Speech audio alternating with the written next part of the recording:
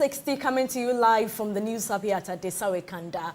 I am Portia Gabo. And I am Martin Asiedu Date. These are the headlines for the next 1 hour. News 360 Headlines is brought to you by Flamingo Paint, Pepsodent Charcoal and Pepsodent Herbal, EcoBank. Public Utilities Workers Union reiterates firm stance against privatizing ECG and NEDCO, emphasizing the importance of public control.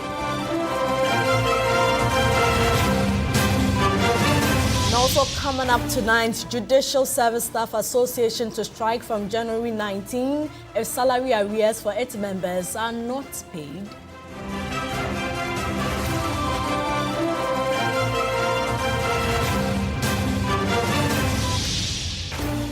And later in the bulletin, the Supreme Court has set Wednesday, January 28th to rule on the application by MP for Kpandai, Matthew Nyindam, to quash the decision of the Tamale High Court.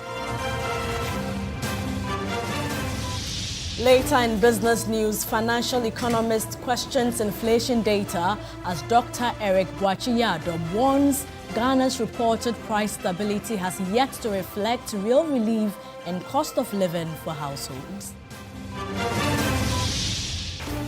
On the international front, U.S. President Donald Trump urges Iranian anti-government protesters to keep protesting, saying help is on its way as reports say death toll in ongoing Iran protests reached 2,000.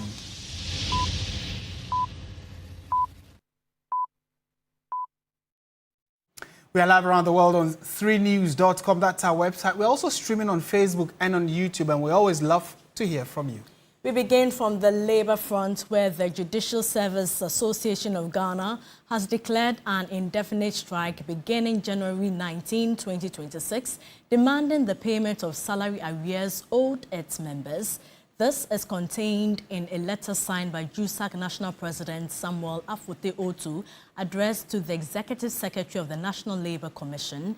JUSAC says this decision follows repeated engagement with the Ministry of Finance and Government over the delayed implementation of a 10% base pay increase approved for judicial service employees in 2025. The Judicial Service Staff Association noted its members are unable to bear the situation that the government has subjected its hard-working members to. The statement added that JUSAC members are fed up with the unbearable situation they have been subjected to by the government.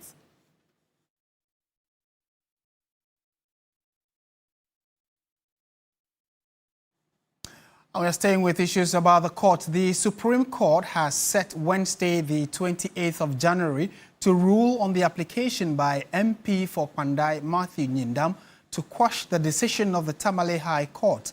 NDC parliamentary candidate for Kpandai, Daniel Nsala Wakpao, filed an election petition which resulted in the annulment of Nyindam's election, but lawyers for the NPP MP are challenging the High Court's decision and have filed a certiorari at the Supreme Court. Lord Edwasare reports. Lawyers of Matthew Nyindam on Tuesday, January 13, prayed the Supreme Court to overturn the Tamale High Court decision on grounds that the NDC Kpandai parliamentary candidate filed his petition on January 25, 2025, after the 21-day mandatory period. He indicated that the Gazette notification of the Kpandai results was published on December 24, 2024, noting that the judge committed jurisdictional error when he heard the case. Lead counsel for Nyindam, Gary Nemakon, again indicated that all other actions taken by the Tamale High Court after the expiration of the mandatory period was erroneous and thus should be considered null and void. He pleaded with the court to grant the application to quash the Tamale High Court decision, but lawyers of Daniel Nsala Wakpao, led by Sika Blanc Ado, opposed the application. She stressed that the Kpandai election results were re-gazetted on January 6, hence the petition filed was well within the time of the mandatory 21 days.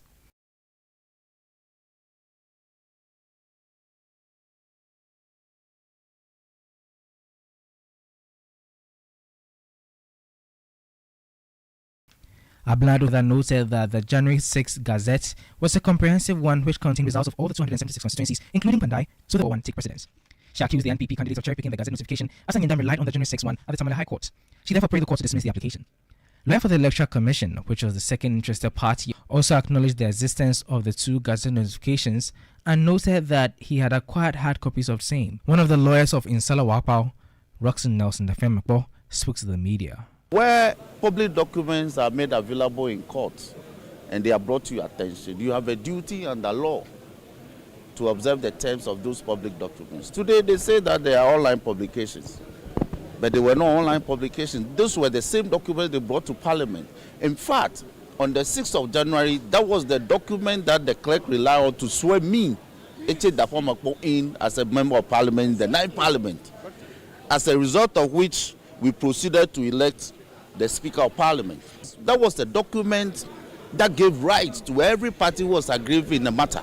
Barring all changes, the Apex Court will give its final judgment on the application to quash that Tamale High Court ruling which annulled the MP Matthew Nyindam from holding his position. Now, the court also noted that the suspension of the Kpandai rerun will continue to hold until the final determination of the matter. TV3 News, Accra. Let's now take you to the Kpandai constituency, where residents have expressed varied views about the Supreme Court's decision to defer the judgment on the application to quash the Tamale High Court ruling that called for a rerun of the parliamentary race. According to residents, the delay is causing unnecessary anxiety in the community. Parliamentary candidate for Kpandai, Daniel Nsala Wakpal of the NDC, filed an election petition at the Tamale High Court in January 2025, seeking an annulment of results from 41 polling stations. Fast forward to November 2025, the Tamale High Court, presided over by His Lordship Emmanuel Brew Plange, annulled the 2024 parliamentary results. Unsatisfied with the ruling of the Tamale High Court, the embattled Member of Parliament, Matthew Nyindam, filed a certiorari application at the Supreme Court seeking to quash the High Court's decision that annulled his 2024 election victory and ordered a fresh poll within 30 days. The Supreme Court granted a stay of execution on December 16, 2025, effectively putting all electoral preparations on hold. The Supreme Court has now set Wednesday, January 28, to rule on Nyindam's application to quash the Tamale High Court's decision. There is high level of anxiety amongst residents in the Kpandai constituency following the Supreme Court's decision to adjourn judgment on the Kpandai parliamentary rerun. They should try to speed up with their verdict. As it stands now, we don't know whether on the 28th that they have adjourned to, whether they will come out with a final ruling or they will still adjourn it to another date. At the moment, the parliament is not in session. They are on break. But we think that by the time that parliament will resume, I think the Supreme Court might have come out with their final ruling. So with all this, it delays Kpandai development. So we are very worried about that. We don't have an MP. So the Supreme Court should do very fast about it so that we know how we can do. I'm worried because but today I was even thinking that maybe before I will come from farm, they will declare everything. But when I came, they said they postponed the date again. I was not happy. I was not happy at all. So they have to take and know what they will do about it. As it stands now, the Kpandai constituency has no representation in Ghana's parliament.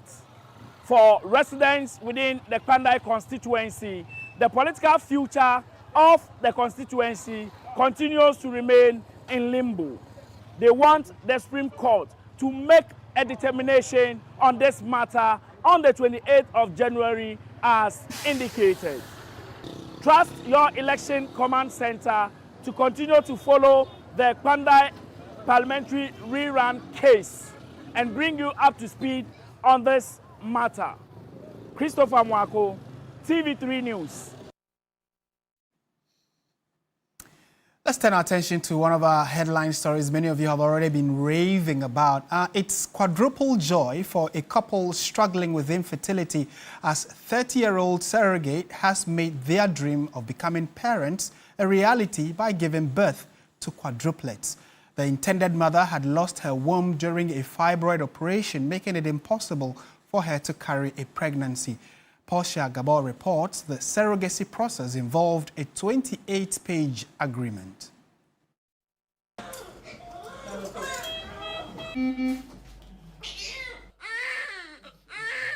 It was around 5:30 a.m. when the 4 babies were born. The intended mother had fibroids, which is a growth in or on the uterus. Surgery to remove the growth led to loss of her womb. So this was a surrogacy process where a lady decided to get pregnant for somebody who needs a baby or a child. The intended mother, the womb had to be taken out in order to save her life. According to the Imperial Healthcare NHS Trust, surrogacy is the term used to describe a situation where a woman agrees to become pregnant and have a baby for another couple. The woman who carries the baby is called the surrogate, and the couple who intend to be parents are called the intended parents. The first type is the traditional surrogacy, where the surrogate's own egg is used in the process. And then we have the gestational surrogacy, where a different person's egg is used either than the surrogate. It could be from the intended mother or from a third or a different lady altogether. This one was where the surrogate's own egg was used. Surrogacy can be expensive, from $28,000. Other facilities in the country and then all that start from $30,000. In the States, you are getting to around $100,000. The couple opted for intrauterine insemination (IUI), where the sperm of the intended father was placed directly into the surrogate mother's uterus. The surrogate mother's egg was used for the procedure, making the quadruplet genetically related to her and the intended father. So, what goes into a surrogacy agreement in this case? Our lawyer has drafted a 28-page agreement. The surrogacy is now regulated in Ghana. So we have the Act 1027, Registration of Births and Deaths Act. When you go in there, you see that surrogacy is regulated in the country. So everybody is serious about it, and we are very particular about it, especially taking the welfare and health of the surrogates into consideration. Will the surrogate have access to the kids she birthed? No. I'm part of, people urging the state to come out with regulation on surrogacy. I mean, we're still discussing whether it will be necessary for the surrogate to get to know the parent or the children, in the future. Currently, Ghana regulates surrogacy through the Registration of Births and Deaths Act 2020, Act 1027, which provides some form of legal framework for assisted reproduction. But are there gaps and challenges that need to be addressed? Does not deal with how third-party reproduction is done, gamete donation, and all of those things. Whether or not the country is doing traditional surrogacy or gestational surrogacy, it does not establish. Now, there are other questions like how much will the embryo be sold for? It is not known. Is the fertility center engaged in other order-based trade? So they do what is eugenics. Now, what is the legal framework that would govern that ethical act that it requires earnest attention by parliamentarians or the legislature in order to fill in the gap? I would say that they are not detailed enough, but they are good for purpose. They are fit for purpose, and I'm sure maybe with judicial interventions could refine gray areas for us to move forward, because mostly they are contractual issues, even though the Act seeks to regulate these contractual issues and all of that. CEO and President of the Walking Egg Medical and Fertility Center says there's hope for couples struggling to conceive naturally. When I was young, and anytime we heard that somebody needed a child or somebody was struggling with infertility, we thought that was the end. But these days, technology has made it easier for everyone to get a child. A typical case is this one. Portia Gabor, TV3 News. And it's 4 times the blessing. You want some? Congratulations to them. Let's continue with the rest of our stories. And health security is now a national priority with urgent investment needed to safeguard lives and drive sustainable development. The World Health Organization says Ghana has made significant progress in emergency preparedness since the joint external evaluation began in 2017, but experts warn more work is required. With a population of over 30 million people, Ghana runs more than 10,000 health facilities across 16 regions and 1,399 sub-districts. From 2018 to 2025, the country has faced outbreaks including COVID-19, cholera, and mpox. Other reported diseases include influenza A, H3N2, Lassa fever, Marburg virus, and meningitis. Assessing Ghana's preparedness to tackling public health emergencies, the Director of Public Health, Dr. Franklin Asiedu Bekwin, says Ghana has built strong frameworks, but gaps remain. He highlights the need for dedicated funding, stronger laboratories, and better equipped points of entry. Our GE, one is to make sure that we have, I would say, what they call ring fence or set aside funding for health security. And then we also need to make sure that we have improvement in our laboratory.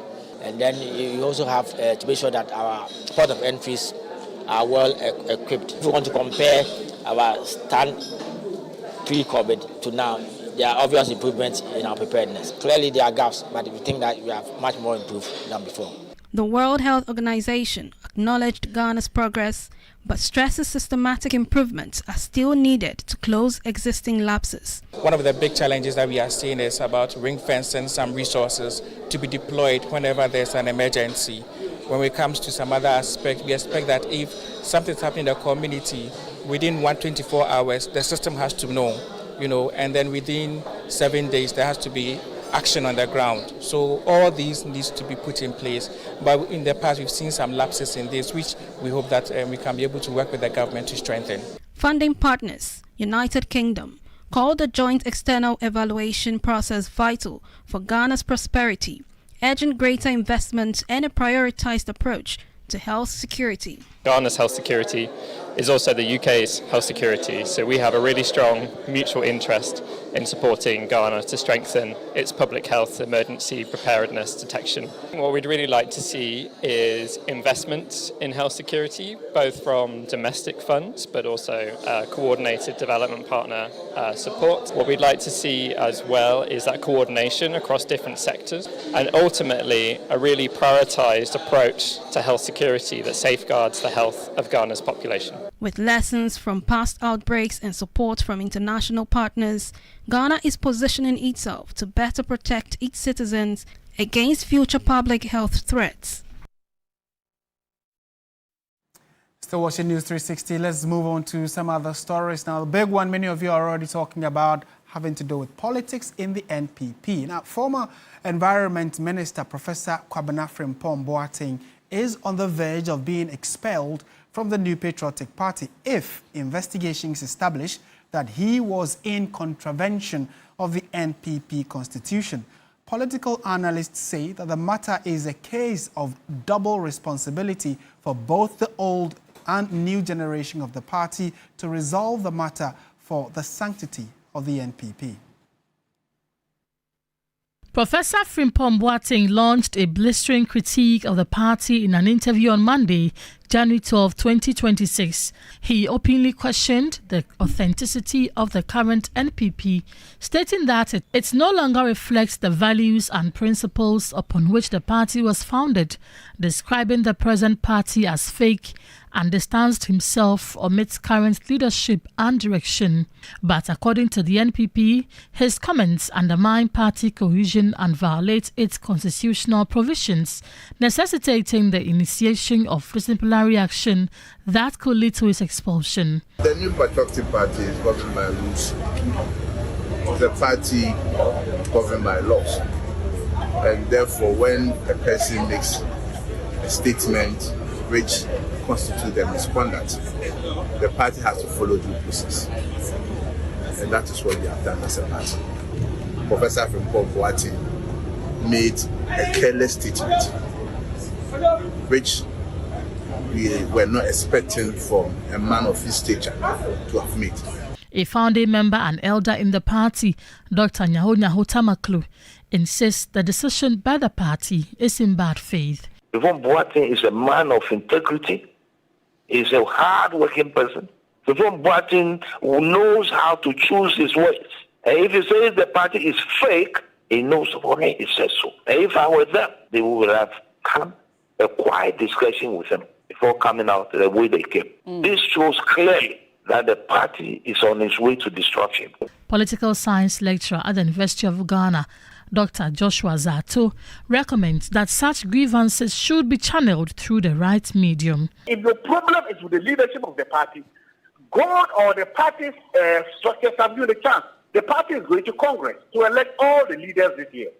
So you can just say that, okay, thank God we have the opportunity to replace all the leaders. Now, if you are not saying that you are saying the party is corrupt, the party is fake, why do you want to be part of a corrupt and fake party? For political analyst Professor Smart Sapong, it is a case of double responsibility for both old and the new generation of the NPP to resolve the matter for the sanctity of the party. They too owe it a responsibility to make sure that at their level, they would make sure they leave behind a party united, a party that is progressive and all those things. They don't have to leave things to destroy further. So the responsibility for me is mutual.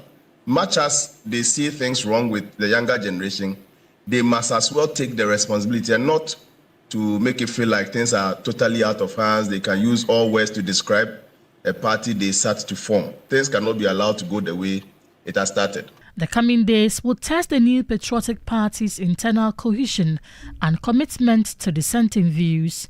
As the main opposition party navigates this critical moment ahead of its flag-bearer election on January 31, the public will be watching to see what steps the former governing party will take to either cement its base or further divide it. And away from the NPP, the Public Utilities Workers Union of the Trades Union Congress has reiterated its opposition to the privatization and private sector participation of the Electricity Company of Ghana and the Northern Electricity Distribution Company.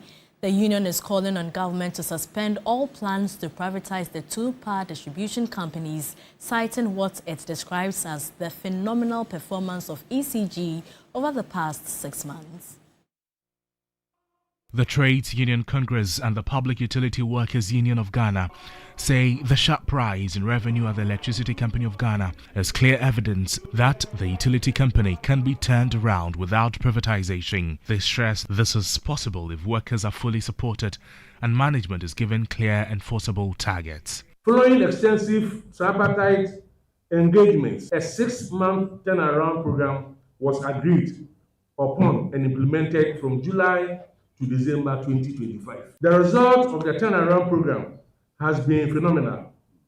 Verified performance data from this turnaround program indicate that ECG's average monthly revenue collection increased from approximately 900 million Ghana cedis to a record of 1.75 billion. This represents more than 90% increase in revenue collection. The Trade Union Congress and the Public Utility Workers Union question why government would consider offering guarantees, incentives and policy stability to private concessionaries, why the government is unwilling to extend the same support to ECG under public ownership. For private sector participation to succeed, the government must provide the very same guarantees and structural support that ECG currently lacks. This raises a central question. If the government is willing to make these interventions for a private firm, why not for UCG?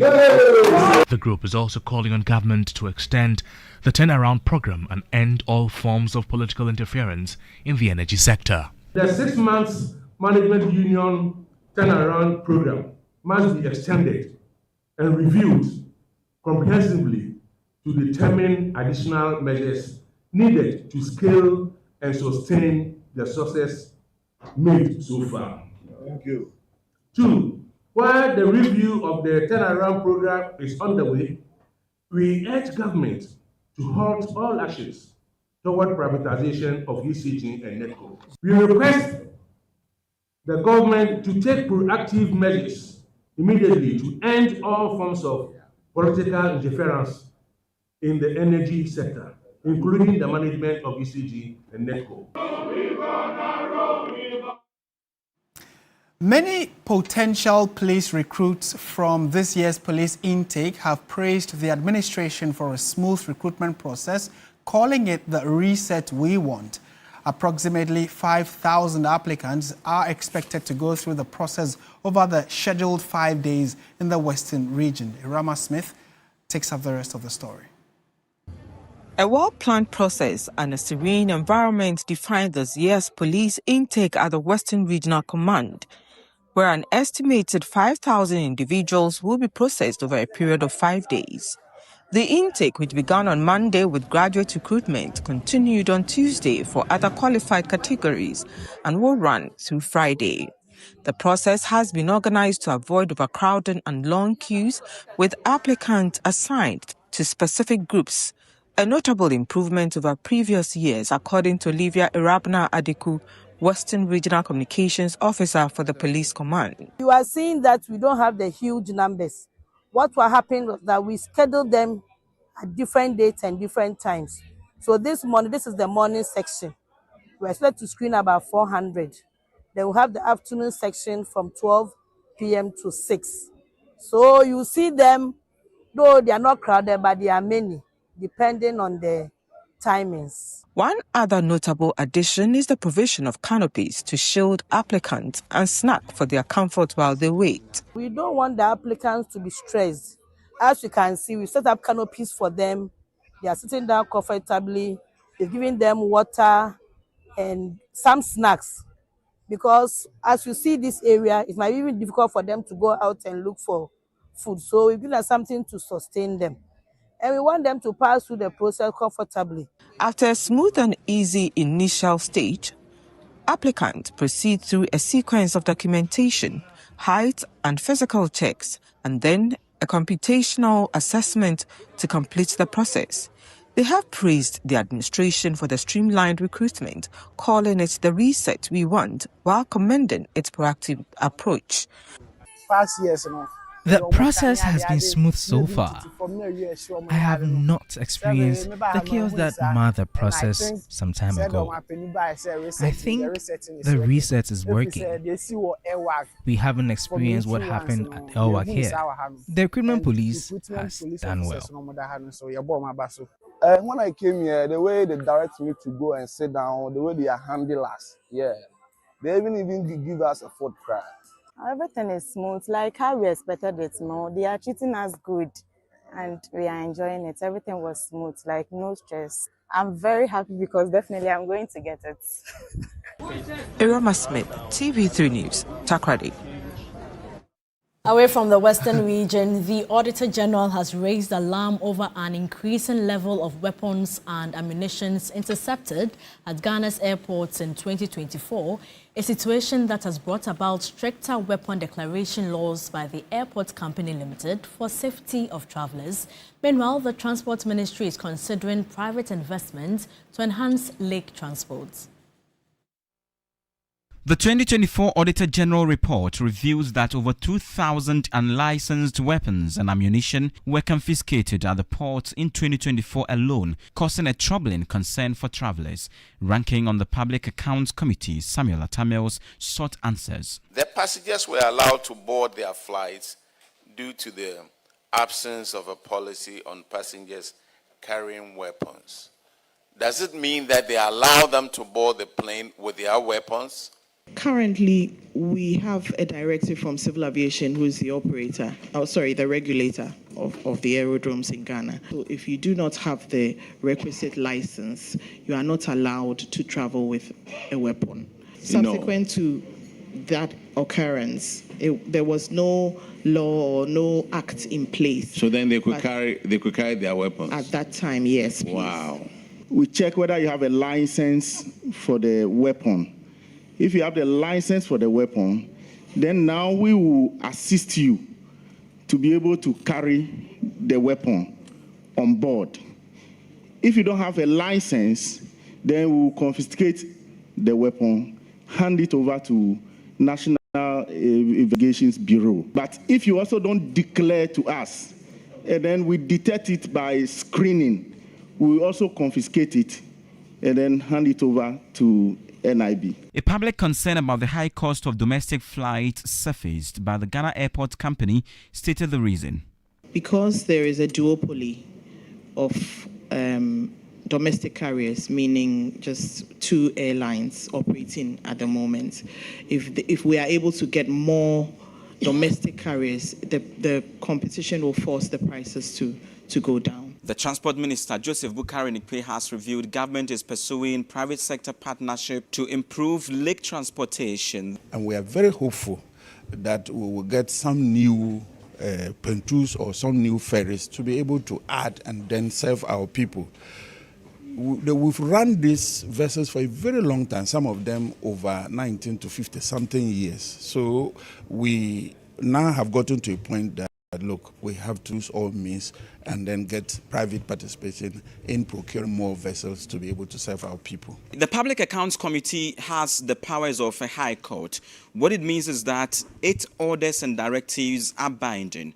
One concern for many Ghanaians has been the fact that a lot of these infractions like double payment, ghost names, and people being sponsored to study abroad and not returning despite signing bonds have been repetitive over the years. And so the question really remains as to whether there is much being done to ensure that some of these infractions do not recur. It is not just a matter of putting the infractions in there, but we are also working to make sure that all those who are cited for one infraction or the other, we go after them. And I can say, without doubt, that we have a report to that tune of 12.7 billion recoveries over a period of time, which, when Parliament resumes in this sitting, we will be sharing with all and sundry. I believe strongly that this work that we do also puts to fore some of these infractions so that tomorrow others may not even repeat it for it to be cited in the Auditor General's reports. In a way, we are also communicating to the people of Ghana what their taxes have been used for. This is News 360 on TV3. Stay with us. Business, sports, entertainment, all coming up.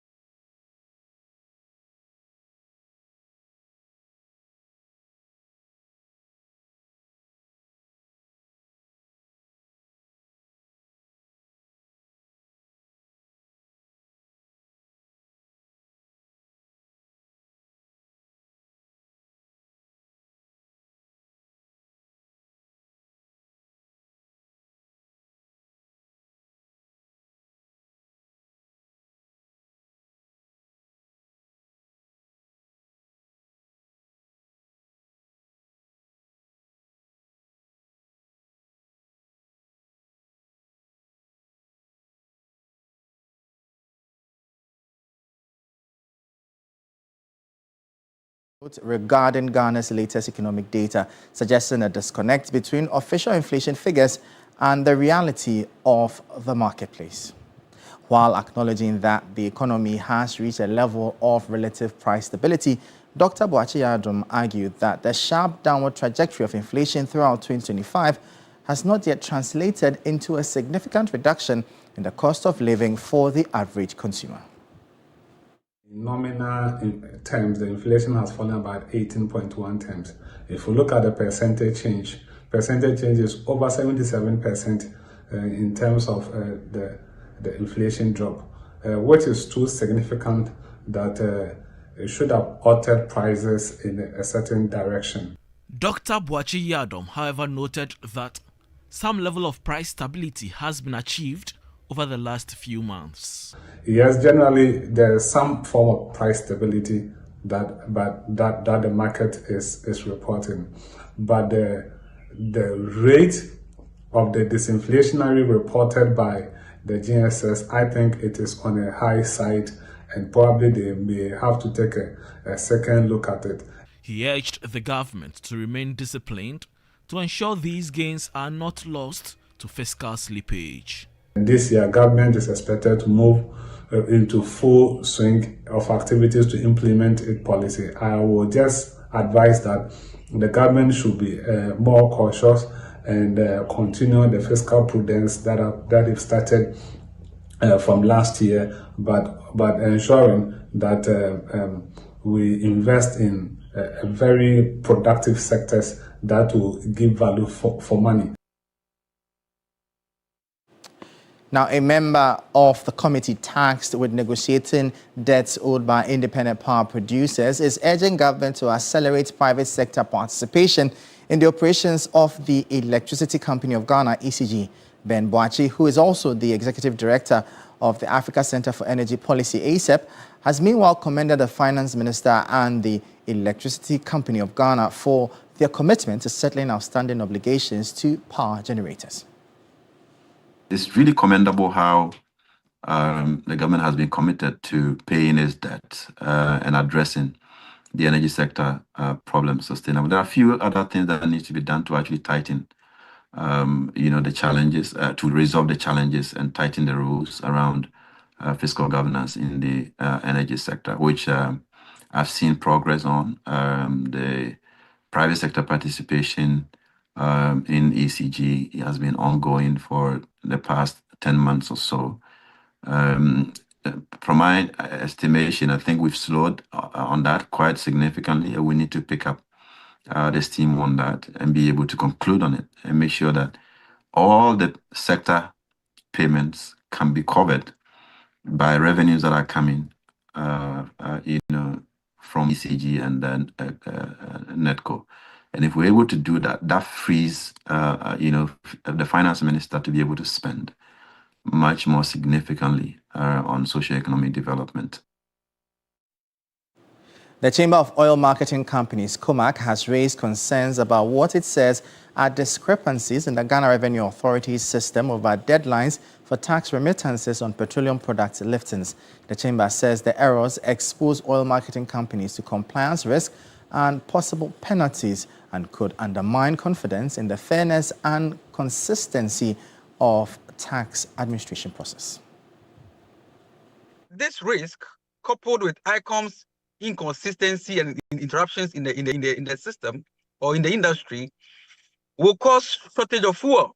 And you and I know that from demand and supply, when there's a shortage of, pocket of shortage of fuel, prices will go up, and consumer will be paying more than necessary. And at the end of the day, it also disturbs the operationality of the industry.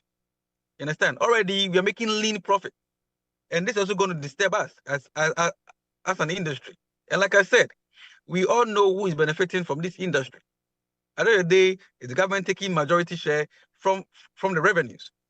Intermittent supply challenges will bring operational inefficiencies, which will in turn go onto the consumer. And that'll be all for the business segment here on News 360. I am Michael Obodu. We'll bring you updates now from the currency and the commodities market.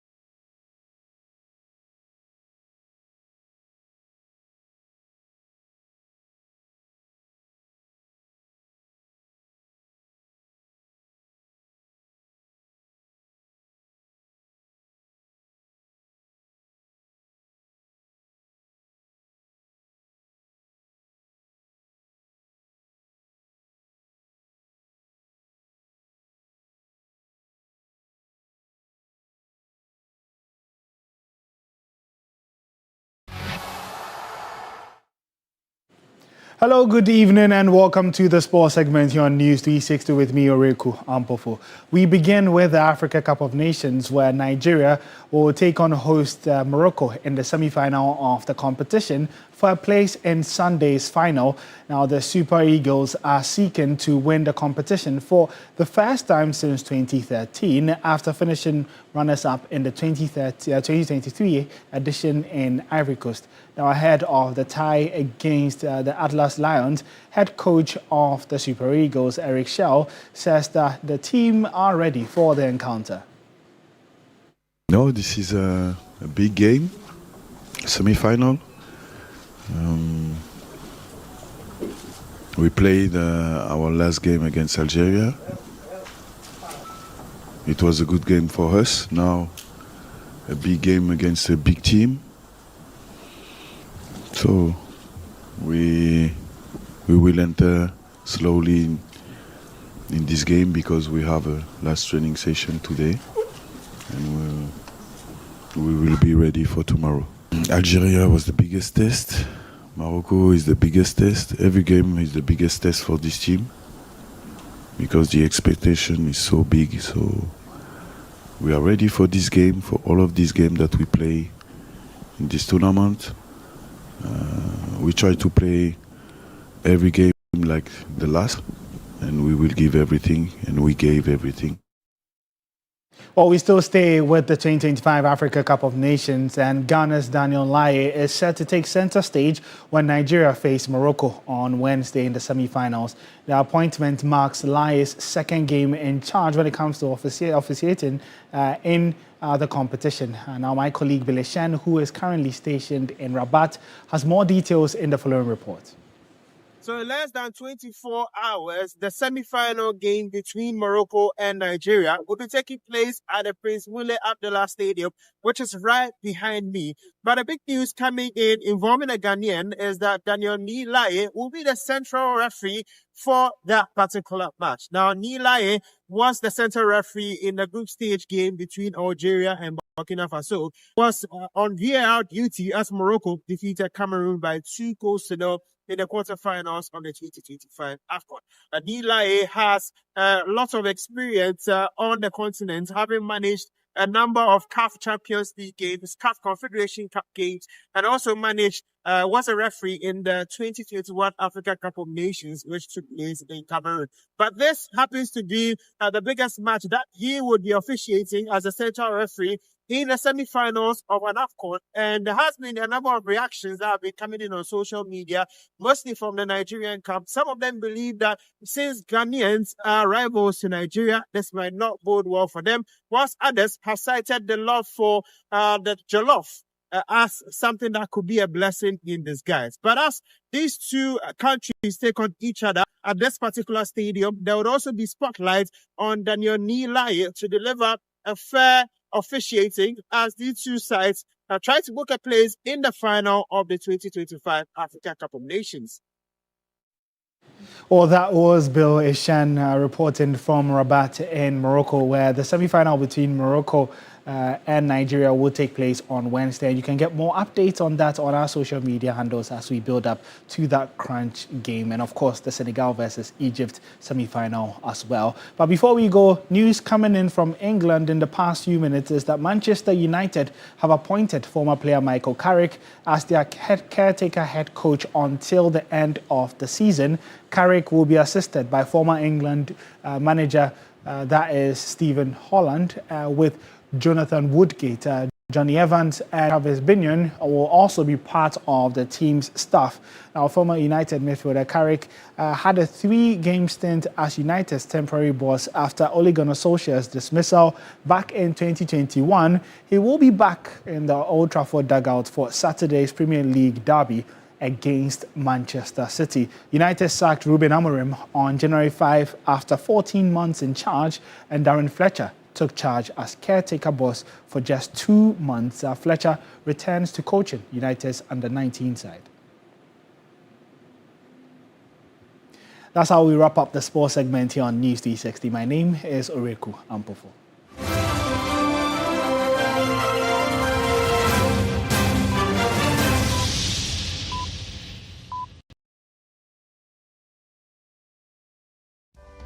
In my line of work, a confident smile is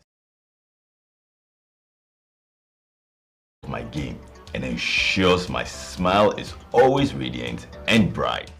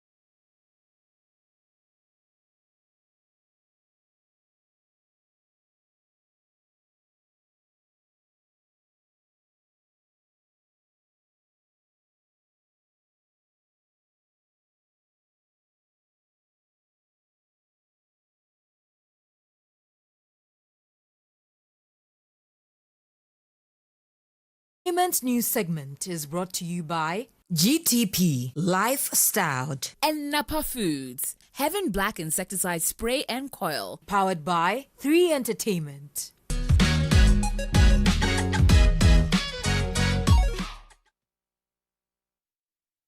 Again, we now bring you some interesting entertainment tidbits. Make it dance, let the music in the play. Almost say go dance. Nigerian superstar Wizkid has made history as the first African artist to surpass 10 billion streams on Spotify. The Ojuweleba crooner reached the landmark through streams across all credits on the platform. I say the Ojuweleba, they know my story. From old dogs to you, I be hustle to walk.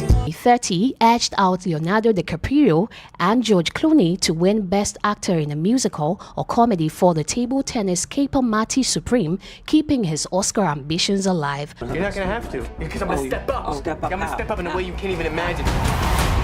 Marty, I'm gonna make you an offer. I gotta do it completely on my own. Every man for himself where I come from. My dad instilled in me a spirit of gratitude. It's allowed me to lead a ceremony in the past empty-handed, my head held high, grateful just to be here.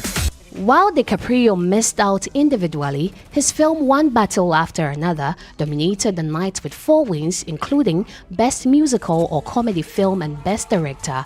Jessie Buckley claimed Best Drama Actress for Hamnet, which also scored a surprise Best Drama Film win. Early favorite Sinners settled for the Box Office Achievement Award and Best Score. Other acting winners included Tiana Taylor, Rose Penn, Wagner Moura, and Stellan Skarsgård, while British stars Stephen Graham, Owen Cooper, and Erin Ducati were honored for Netflix's Adolescence. Time now for international news. U.S. President Donald Trump has urged Iranian anti-government protesters to keep protesting, saying help is on its way. Trump has recently floated the responsibility of intervention in the country. His national security team is expected to meet today to discuss the options. Thousands of people are feared dead after a crackdown on weeks of anti-government protest in Iran. Iranians describe terrible levels of death and destruction in the first calls to family abroad in days. An Iranian security official tells news agency Reuters that the death toll could be around 2,000 people, including security personnel, while some people in Iran are now able to call people outside the country. An ongoing internet blackout is making it difficult to verify information from inside. Well, that's how the cookie crumbles here on News 360. I am Martin Asiedudate. And I am Portia Gabodu. Join Beatrice Edu at 9 p.m. for Agenda, as well as at 10 p.m. There's Ghana Tonight with